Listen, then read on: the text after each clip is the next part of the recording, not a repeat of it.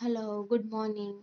Mouse recipe या माझ्या YouTube चॅनलवरती तुम्हा सर्वांचे स्वागत आहे. यूट्यूबवरचा हा माझा पहिलाच व्हिडिओ आहे, त्यामुळे काहीतरी गोड पदार्थाने सुरुवात करावी असा विचार केला आणि शेवयाची खीर करायला सुरुवात केली. शेवयाची खीर ही मला प्रचंड आवडते. शेवयाची खीर लगेच होणारी रेसिपी सुद्धा आहे. ती मी माझ्या पद्धतीने तुम्हाला शेअर करते. तूप घेतलं, तुपामध्ये शेवया भाजल्या. शेवया लालसर होईपर्यंत तुपामध्ये मी भाजते. लालसर झाल्यानंतर मी त्याच्यामध्ये दूध टाकणार आहे. काही लोक दुधात शेवया करतात, पण मी दूध नंतर टाकते.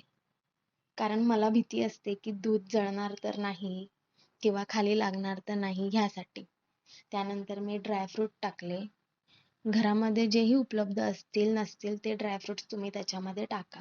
थोडीशी वेलची पूड टाकली आणि सतत त्याला ढवळत राहिले, कारण खाली लागू नये म्हणून.